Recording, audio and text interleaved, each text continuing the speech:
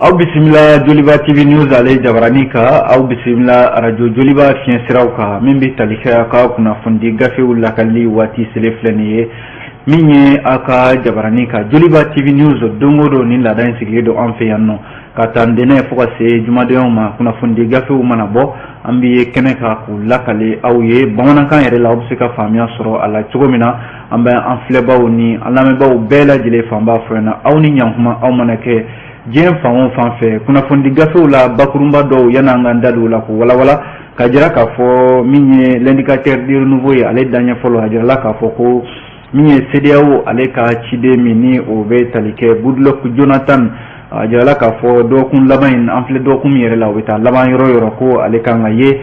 Mali kɔnɔna la yan nɔ walasa ka se ka na kuma min ye cɛmancɛ fanga yɛrɛ ye sango sigana min bɛ sen na nin waati in na politikimaw ani premier ministre Choguel Kokala Mayiga ɲɔgɔn cɛ k'a fɔ ko dɔnna fara cɛmancɛ fanga kan min ye Goodluck Jonathan ye a bɛna kuma min bɛ tali kɛ politikimaw ani gouvernement o ni ɲɔgɔn cɛ ka jira k'a fɔ fana min ye Sumaworo Bubeyi Mayiga ani madame Buhari Fili Sisoko yɔrɔ nin waati na olu bɛ min ye kiiri tigilamaw olu ka bolo kan ka sababu kɛ avion saniko kuma ani finitigiw ka minanko saniko kuma a jirala k'a fɔ min ye n'a sɔrɔla Sumaworo Bubeyi Mayiga ka politiki tɔnmaw olu kɛmɛ ka dalakan min sɔrɔ o ye k'a fɔ ko in ye politiko kɛlɛ de ka ɲɛsin Sumaworo Bubeyi Mayiga ma nka min ye madame Buhari Fili Sisoko ye a ko ale b'a ta di Ala de ma ani kiiri tigilamaw olu mana bila yɔrɔ min na ale fana bɛ yen nɔ min ye kunnafoni sɛbɛn l'indépendant ye ale y'a jira k'a fɔ a ka daɲɛ fɔlɔ la bi k'a fɔ ko avril kalo tɛmɛnen san 2020 fo ka na se nin waati ma min ye diɲɛ kilela tɔnba ka bolofara min bɛ Mali kɔnɔ yan MINUSMA ale bɛ to ka gafeba dɔ sɛbɛn kalo saba dantɛmɛ wale minnu bɛ kɛ an ka jamana kɔnɔna la banbanci wale tigilamaw fɛ ko avril kalo ni sisan cɛ maa 160 olu de fara o dantɛmɛ wale ninnu sababu la a bɛɛ lajɛlen ye jamanaden gansanw ye min ye Soir de Bamako ye ale fana ka daɲɛ fɔlɔ la a y'a jira k'a fɔ ko diɲɛ kilela tɔnba ka bolofara min bɛ yen n'o ɲɛsinnen don lakanako ma conseil de sécurité k'olu ye ɲɔgɔn ye ba kɛ k'u bɛ fɛ ka ɲangini belebeleba de bila Mali ka sababu kɛ ko baara dɔ kalifara Mali la n'o ye bɛnkan sɛbɛn o lawaleyali maa bɛ yen k'olu da b'a la bɛnkan sɛbɛn lawaleyali la ko olu kɛmɛ k'u sigi ka bɛnkan sɛbɛn lajɛ ten a ti ka se ka lawaleya an bɛna an da don a la sisan ka walawala aw ye min ye kunnafoni sɛbɛnw la min bɛ tali kɛ les échos welewele ale y'a jira k'a fɔ ko waati dɔ de sera wa ɲininkali de don ko waati de sera wa an ka jamana kɔnɔna la ko ni o ye ɲanginibaliya ye ka sariya yɛrɛ kɛ ka baara kɛ an ka jamana kɔnɔna la waati laban in na minɛni minnu tugu bɛ ɲɔgɔn na ko nin bɛ se ka kɛ jamanadenw ka jigiya dɔ sɔrɔlen ye wa sabu a bɛ san camanba bi jamanaden caman bɛ yen u bɛ ka nin ɲini sariya tigilamaw fɛ o sen bɛ ka sɔrɔ Nouvelle Horizon fana ka daɲɛ fɔlɔ la a y'a jira k'a fɔ ko diinɛ tigilamaw diinɛ ɲɛmaw ko don olu caman de faralen bɛ ɲɔgɔn kan bi u ko ni fara ɲɔgɔn kan ma fɛn fɛn dilan farafara ye o tɛ se k'o dilan u farala ɲɔgɔn kan ko conseil islamique yɛrɛ jabala la kununko ntɛnɛn walasa ka wele bila faamaw ma u ka fara ɲɔgɔn kan jamana in bɛ se ka bɔ gɛlɛya in kɔnɔna la cogo min na nin de ye kunnafoniw la bakurunba dɔw ye kunnafoni sɛbɛnw da don minnu na an b'a daminɛ ni fasidi sɛbɛn l'indicateur du renouveau limanaw an y'a fɔ sisan kunnafoni gafew lakali daminɛ la k'a fɔ min ye Sumaworo Bubeyi Mayiga n'u k'a ma ko SBM min ye madame Buhari Fili Sisoko ni maa fila bɛɛ lajɛlen kun ye Ibrahim Bokar Keita ka ministre kɔrɔw ye Sumaworo Bubeyi Mayiga ale yɛrɛ tun bɛ premier ministre jɔyɔrɔ la a waatinin kama n'i ye jateminɛ kɛ jalaki dɔ wulilen bɛ k'a jɔ kiiri tigilamaw fɛ nin waati in na ka ɲɛsin ni maa fila in ma hali n'a sɔrɔla maa wɛrɛw tɔgɔ bɛ se ka fɔ a la don nataw la nka maa minnu bɛ yen bi ni olu minɛnen don ka bila kaso la madame Buhari Fili Sisoko ani Sumaworo Bubeyi Mayiga k'a fɔ ko jalaki bɛ u kan min ye jamanakuntigi ale ka avion saniko o nafolo ka caman fara u kan ka sɔrɔ don o ta avion sɔngɔ ye ani ka taa se finitigiw ka minanko ma ka o fana k'o kɛ nti san sɔngɔ k'o da o fana minɛnw kan limana o jalaki bɛnnen don madame Buhari Fili Sisoko ani Sumaworo Bubeyi Mayiga ka nin waati ninnu na n'i ye jateminɛ kɛ a bɛ fɔ min ma ko favoritisme n'o de ye ka ko ta ka ke yɛrɛ sago kɛ k'a di maa min ka di ye walasa e fana bɛ se k'i ka nafa bɔ a la cogo min na ani nafolo yɛrɛ ka nafolo fugusa cogo min ka di ye ani ka nafolo don da dɔ fɛ da min ni o man kan a kan ka don da min fɛ e m'a don o da fɛ a bɛ fɔ min ma ko délinquance financière jamana nin de ye jalaki damadɔ ye minnu bɛn bɛ ni maa fila ninnu kan min ye chambre d'accusation min filɛ nin cour suprême la sariyasoba min bɛ yen ni ale de bɛ an ka sariyasobaw bɛɛ lajɛlen sanfɛ ale de ye dossier in dayɛlɛ kokura k'a fɔ ko min ye Sumelu Bube Mayiga Ibrahim Bokar Keita ale ka waati la ka taa se Madame Buhari Fili Sissogo ma ninnu tun bɛ ministériya jɔyɔrɔw la a waatinin kama a yɔrɔ Madame Buhari Fili Sissogo ale ta yala mun ye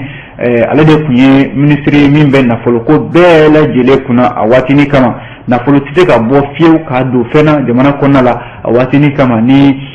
ministre in Madame Buhari Fili Sissogo ni ale t'a kalama min ye Sumelu Bube Mayiga ye a waatinin ale de tun ye ministre ye min bɛ ministre de la défense ale de tun bɛ kɛlɛcɛw kunna a waatinin na limanaw a bɛɛ lajɛlen na a jalaki cogo don nka ninnu ka minɛni min filɛ nin ye k'u bila kaso la min bɛ tali kɛ politiki Sumelu Bube Mayiga yɛrɛ ka politiki tɔn ni a yɛrɛ y'o bila sen kan o ye Asma CFP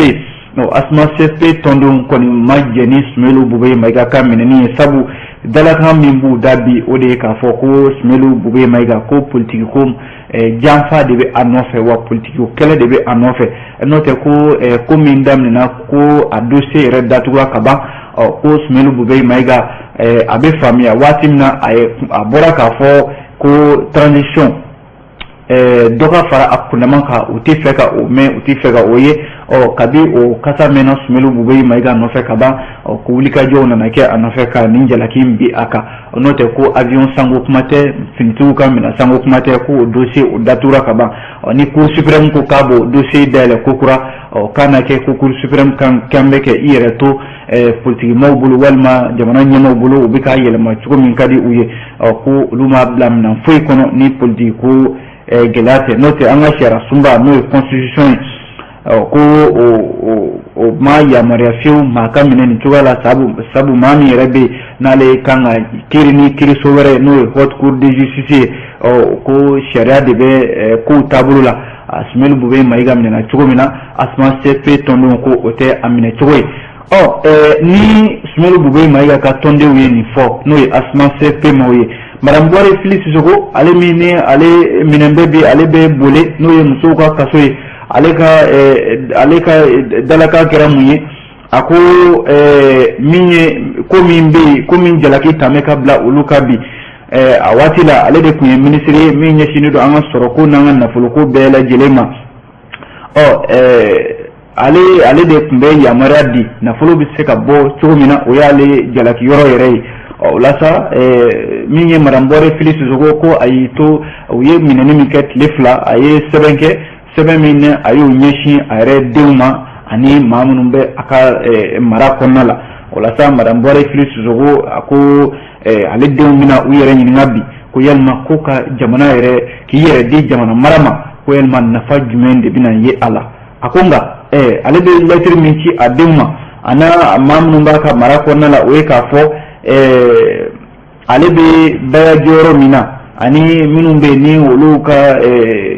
tɛnɛmusoya bɛ s'a ma walima masaya bɛ s'a ma bi a ko a bɛ min fɔ u ye lettre in kɔnɔna la o ye k'a fɔ u ka makɔnɔni kɛ u ka Ala makɔnɔ u ka Mali sariya makɔnɔ ni min fɔra o ko la sabu ale yɛrɛ jabajɛlen don ale kɔni dan b'a la ale jabajɛlen don nin ko in na wa ko in tɛ se ka kɛ fiyewu min bɛ se ka kɛ jalaki wɛrɛ ka ɲɛsin ale ma sabu ale b'a dɔn nafolo si tɛna bɔ ale ma yamaruya di min na ale ma min sɛgɛsɛgɛ k'a dɔn ka se a dan na Madame Buhari Fili Sissogo a ye lettre dɔ de kɛ ka ɲɛsin a yɛrɛ denw ma k'a f'u ɲɛna ko min ye Mali sariya ye ale dalen don o la wa min ye Ala yɛrɛ ye ale kɛmɛ ka koɲɛ bɛɛ lajɛlen kalifa Ala la min bɛ se ka tiɲɛ bange don dɔ la kuma in ne dɛ limanaw an ye nin bɔ l'indicateur du niveau de kɔnɔ ale indicateur du niveau kelen na kibaruya binna kununko ntɛnɛn k'a jira k'a fɔ min ye CEDEAO ka ciden min n'o bɛ taa ni ka segin la n'a fɔ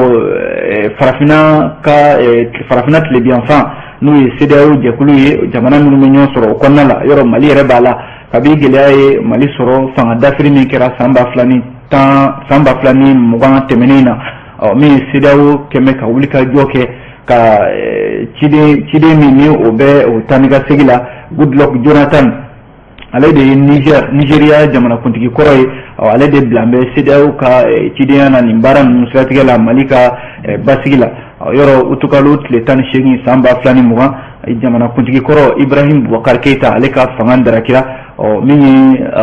CEDEAO ka ciden ye Goodluck Jonathan a ye taa ni ka segin camanba de kɛ Mali ani CEDEAO cɛ walasa basigiw bɛ se ka na faamuyaliw bɛ se ka sɔrɔ ani jamana yɛrɛ bɛ se ka sira kura ta cogo min na min ye mɛ kalo tile 24 coup d'état wɛrɛ nana kɛ jamana maa minnu bɛ yen ni olu tun bɛ jamana kunna Bandaw ni a ka premier ministre Moktar Wane hali o kɔfɛ taama tilala ka kurakuraya min ye Goodluck Jonathan fɛ ka na min bɛ tali kɛ an ka jamana kɔnɔna la yan nɔ yɔrɔ Bandaw taalen a waatini kama ka Bandaw to yen nɔ colonel Assimi Goïta ale de tun bɛ jamanakuntigi dankanya la bi ale de bɛ kotigiya la jamanakuntigiya b'ale de bolo min ye Choguel Kokala Maïga ale min tun bɛ M5 RFP kɔnɔ bi ale fana bɛ premier ministre jɔyɔrɔ la min ye an bɛ cɛmancɛ fanga kɔnɔna la kalo 9 tɛmɛnen kɔfɛ kalo 18 na hali sisan min ye cɛmancɛ fanga ye an bɛ a baaraw la n'i ye jateminɛ kɛ kalo 18 na yɔrɔ sariya gafiba min bɛ yen n'o ye charte ye o kɛmɛ k'a jira k'a fɔ kalo 18 foyi tɛ fara a kan wa o ye CEDEAO yɛrɛ ka dalaminɛkan ye k'a fɔ foyi tɛna fara cɛmancɛ fanga kalo 18 kan politiki tɔn minnu bɛ Mali kɔnɔna la olu fana dalaminɛkan ye o ye ko foyi tɛna fara transition kalo 18 kan o sama-samani min na an b'o o la yan dɔ ko dɔ ka fara kan dɔ kana fara kan an b'o o mankan caman min na yan min ye CEDEAO ka ciden ye n'o ye Goodluck Jonathan ye ko ale makɔnɔnen don septembre kalo in tile 5 natɔ yɛrɛ la limanaw tile 2 taama don Mali kɔnɔ k'a bɛna na min b'a la ko dɔ ka fara transition kan min ma sɔn o ka se ka bɛɛ fɛla ta yɔrɔ premier ministre yɛrɛ fɛla ye min ye bi o ye k'a fɔ assise nationale de la refondation n'o ye jamanaden bɛɛ ka ɲɔgɔn sɔrɔ kɛnɛ kelen ka jamana kuma k'o fɔ ani min ye organique unique de gestion des élections jɛkulu kɛrɛnkɛrɛnnen min bɛ yen ni o kan ka sigi ka kalataw labɛn ɲininkali de bɛ o yɔrɔ la n'a sɔrɔla Goodluck Jonathan a bɛna jɛ ni nin baara ninnu ye min laɲininen don premier ministre yɛrɛ fɛ kuma ye nin ye an ye nin bɔ indicateur de nouveau kɔnɔ n'an bɔra indicateur kɔnɔ an bɛ don l'indépendant kɔnɔna la limanaw indépendant ale kumana indépendant y'a jira k'a fɔ kuma fila de b'a a kɔnɔna la a bɛɛ lajɛlen ye jateminɛlikɛlaw ka jateminɛ ye Mali kan jateminɛlikɛla fɔlɔ o ye diɲɛ kɛla tɔnba ni o ye MINUSMA ye ale de ye bɛ to ka gafeba bɔ an ko min ma ko rapport min ni kalo saba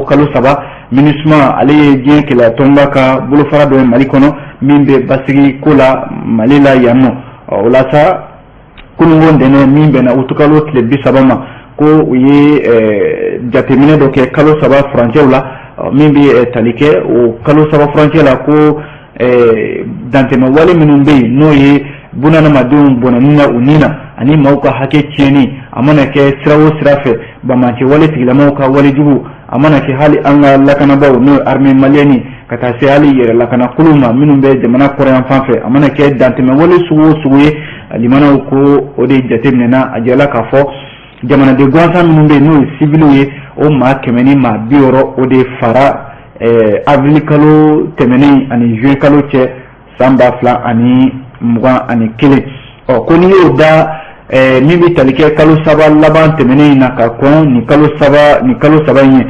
ko a bɛna fɔ dɔ de farala a kan sabu kalo 3 laban tɛmɛnen na a jirala k'a fɔ maa 100 ani maa 6 o de fara nka nin zen in na u ye jateminɛ min kɛ o ye k'a fɔ maa 100 ni maa 60 o de fara yɔrɔ o ni ɲɔgɔn cɛ o ka ca dɔ de farala o kan MINUSMA ka jateminɛkɛlaw y'a jira k'a fɔ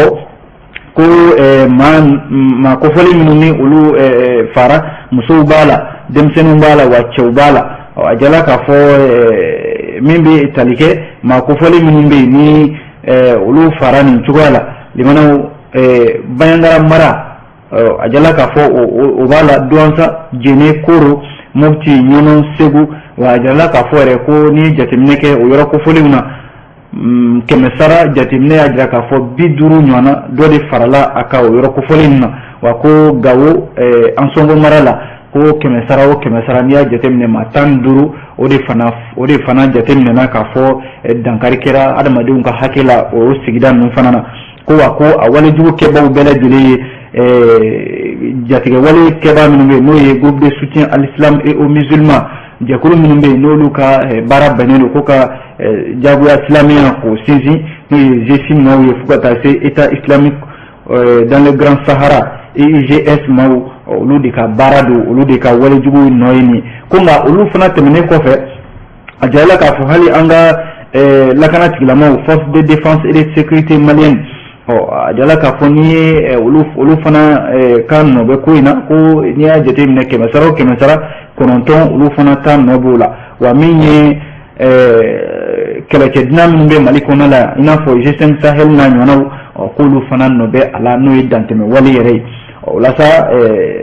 ko MINUSMA u ka communiqué dɔ kɔnɔna la u ye foli ta ka ɲɛsin cɛmancɛ fanga ɲɛmaaw ma ka sababu kɛ ko u bɛ ka nin ko n'a ta o ta nka cɛmancɛ fanga mɔgɔw jijalen don kosɛbɛ adamadenya yɛrɛ hakɛ bɛ se ka tɔpɔtɔ cogo min na walejugu minnu bɛ ka kɛ u bɛ kɛmɛ ka fɛɛrɛ caman de tigɛ walasa bunadamadenw ka hakɛ u bɛ se ka lafasa cogo min na wa ko u ye jalaki fana bi kosɛbɛ dɔgɔnɔw ka jɛkulu min bɛ yen n'o ye Dana ambasabu ye a jala k'a fɔ olu fana bɛ dantɛmɛ wale la nin waati in na jamana camancɛ n'a kɔrɔnfɛlaw la sabu y'a jira k'a fɔ ko maa 54 min ye jamanaden gansanw ye ko olu olu jasora ka taa ni olu ye minnu ta yɔrɔ ma dɔn o baara kɛra Dana ambasabu maaw fɛ ko wa u jasilen kɔfɛ u ti da o ma u bɛ wari de ɲini u fɛ n'o ye nafolo ye min b'a ta min bɛ tali kɛ n'i y'a fara ɲɔgɔn kan a bɛ taa se miliyɔn 4 a n'a ɲɔgɔnna caman ma min ye MINUSMA ka jateminɛ sɛbɛn in kɔnɔna la u y'a jira k'a fɔ ko bi jateminɛ min ni olu b'o kɛ n'u bɛ lasɔmini kɛ jamana faamaw la o ye k'a fɔ jatigɛ wale tigilamaw k'u ka walejugu bɛ ka wara ka taa jamana yɛrɛ tilebiyanfan i n'a fɔ Segu mara Sikaso maraw la a n'a ɲɔgɔnna caman ko o yɔrɔw la ko a ka kan bi min ye bolo di ɲɔgɔn ma ani walejugu minnu bɛ ta ka ɲɛsin maaw ma dɔ bɛ se ka bɔ a la cogo min na ale indépendant kelen kɔnɔna la limanaw jateminɛkɛla minnu bɛ yen ni olu sigilen don bɛnkan sɛbɛn bɛ se ka lawaleya a ka se ka don bɛrɛ la cogo min na n'o ye observatoire indépendant n'u k'a ma ko observatoire indépendant de l'accord d'Alger n'o ye Carter maaw ye u y'a jira k'a fɔ olu ye jateminɛ min kɛ olu fana bɛ to ka gafe dɔ bɔ n'o ye rapport ye nin y'a gafe 9nan de ye centre Carter maaw u y'a jira k'a fɔ ko min bɛ tali kɛ a bɛ fɔ min ma désarmement démobilisation ani réinsertion n'o ye DDR ye kɛlɛkɛcɛ kɔrɔ minnu bɛ yen n'a fɔra ko olu ka marifa bila ka don armée ka kulu kɔnɔna la ni o baara sen bɛ ka kɛ bi o sen bɛ ka se a dan na min ye centre Carter maaw ye u ko olu y'o jateminɛba kɛ bi kosɛbɛ o sen bɛ ka kɛ fɛn min ni wasa sɔrɔ b'a la ani fana u y'a jira k'a fɔ bi ko sigidalamaw yɛrɛ dama siga bɛ ɲɔgɔn na danaya tɛ maaw ni ɲɔgɔn cɛ danaya tɛ maaw ni ɲɔgɔn cɛ jamanaden caman yɛrɛ bɛ yen fana olu kɛn ka da hali bɛnkan sɛbɛn min n'a bolonɔ bilala Algérie ka na laban Mali kɔnɔ la accord d'Alger caman kelen tɛ ka ba don ni bɛnkan sɛbɛn in na sabu dɔw yɛrɛ ka fɔ la hali n'a lawaleyara k'a bɛ se ka kɛ dankari ye jamana yɛrɛ ma o de la jamanaden caman bɛ yen u sen tɛ hali ka da bɛnkan sɛbɛn in na k'o ye gɛlɛya ye centre Carter maaw y'a jira k'a fɔ ko nin bɛɛ lajɛlen ye gɛlɛyaw de ye minnu bɛ yen ni olu sɔnna k'u bolonɔ bila sɛbɛn in na jamana faamaw b'a la kɛlɛcɛ kɔrɔw b'a la minnu sɔnna ka marifa bila ani